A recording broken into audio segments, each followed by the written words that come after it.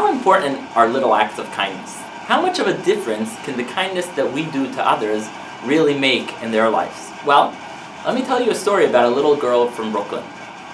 There was a Hasidic family living in New York that had 8 kids, and the house was very busy to manage. The mother was juggling a lot of responsibilities, but thankfully she raised her children to be very responsible and very helpful. The children always helped out with the tasks at home, and not only that, the mother had them do acts of kindness outside of home so that they can become better and kinder people. One day, a neighbor moved into the building. Her name was Mrs. Schwartz. Mrs. Schwartz was a blind woman, and she was moving into the building essentially without anybody. And as busy as this family from Brooklyn was, they decided that they're going to help this blind neighbor. So the mother told her children, listen kids, a blind lady moved into the neighborhood. Let me give each of you a task, each of you a responsibility, and you're all going to help out with her home errands. So one child got to help sweep the house, another got to help her in and out of the house, and to the horror of her 8-year-old daughter, the 8-year-old daughter was assigned to sit with her and read to her some stories so she can be entertained, since she was blind and had a hard time keeping herself stimulated enough. So the little girl would come and read to Mrs. Schwartz every night. She protested to her mother. She told her, I really don't want to do this. I'm not a social type of kid, and really she was the shyest kid in the family, so it was kind of hard for her, but slowly but surely she and Mrs. Schwartz became friends, and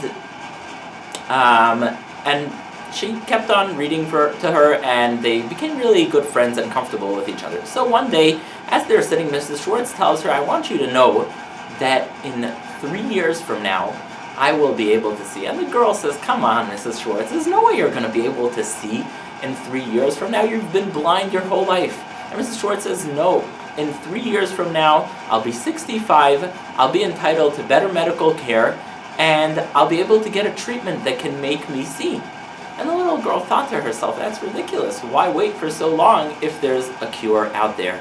So the next day when she went to school, without making much noise, she went to each and every girl and said, I'm collecting some money to help a blind friend get the treatment that she needs. So the little girl goes around, collects the money, and with tremendous excitement, she comes in the evening to Mrs. Schwartz's home and says, Mrs. Schwartz, I have the money for you.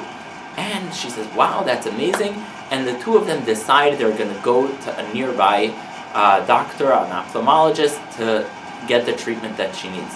And they walk together to the closest ophthalmologist, and he admits Mrs. Schwartz, and he looks at her and he says, actually what you have is not as complicated as you think, and it's something that can be cured.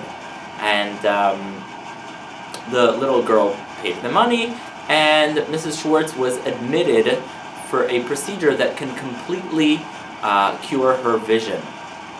And not only was she admitted to this treatment that can help her get her vision back, but there would be a long process of rehabilitation required, since someone who hasn't seen their whole life is not just able to blend right back into society, but needs to go through different training programs so that they can really be able to function properly. So Mrs. Schwartz kind of disappeared. The little girl really, for some reason, didn't tell her mother. They didn't know where Mrs. Schwartz disappeared to. And lo and behold, a few months later, Mrs. Schwartz comes back who's completely able to see. There's only one problem.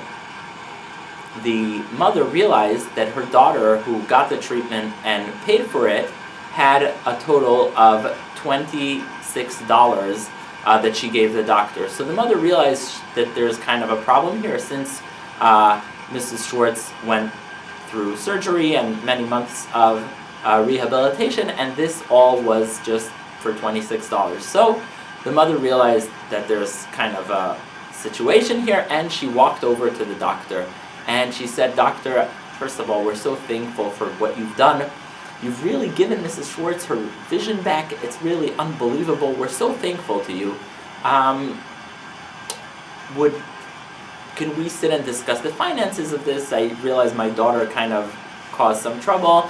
I don't have the money right now, but I'm happy for you to put me on a payment system where I pay you back for this whole thing. I realize that you didn't understand this in the beginning, and I really apologize for what my daughter did, and I'm happy to pay you back all the money over the course of a few years.